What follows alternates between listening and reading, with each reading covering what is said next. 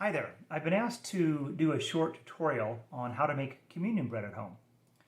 It's a simple, straightforward process with only 4 ingredients.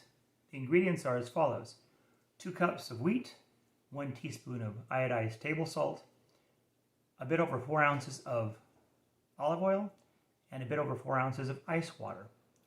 For the wheat, I use 1 cup of whole wheat flour and 1 cup of unbleached all-purpose flour.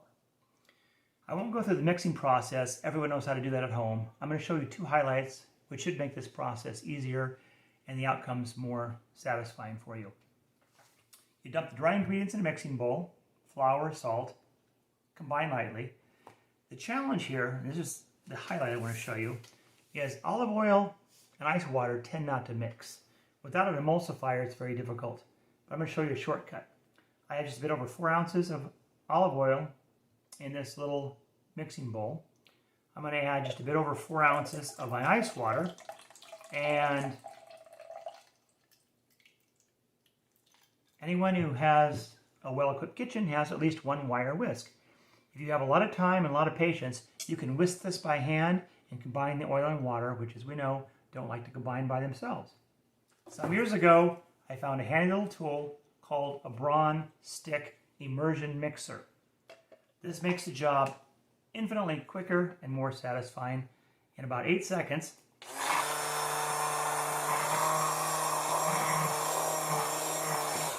I turn the oil and water combination, which, as we mentioned, doesn't like to mix, into what looks like a creamy yolk mixture. I've tried it both ways, with or without this, and this with it makes the outcome much better. I pour that on top of the flour salt mixture, mix it up in a bowl, and voila, I made this ahead of time about 5 minutes ago. You have a ball of dough. It feels kind of like cool Play-Doh. It's very satisfying to work with.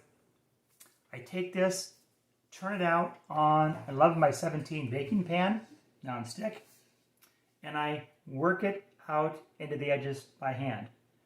A rolling pin helps finish it off, but I found some years ago this little dough roller. I think it's used for pizza dough. Works beautifully, and I enjoy this more. Roll it out.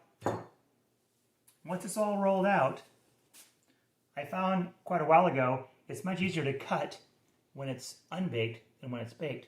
So what I did is I went and bought this tool at the hardware store. It's a device used for replacing screens on screen doors. It looks like a little tiny pizza roll cutter. I use this to scribe the dough while it's still uncooked, and once it's baked, it separates much more nicely. I sprinkle this with some additional salt. This salt, unlike the salt I used in the mixture, is actually coarse kosher salt. It makes for a nicer bite and more enjoyable experience when you're eating it. Pop that in the oven, 330 degrees for 16 minutes. 8 minutes this way. At the halfway point, turn it around, 8 more minutes, and when it comes out, let it cool for about 10 minutes, and you get this lovely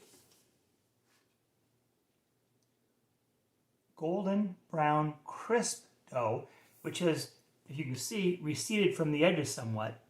And when you pick it up, it's this lovely dough that easily breaks on the scribe marks that we did earlier. That's simple, that's easy, very delicious. If you have any questions, let us know.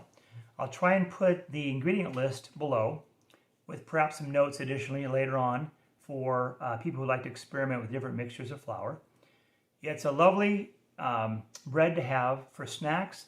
It's also designed as an unleavened bread for communion. Hope you enjoy this.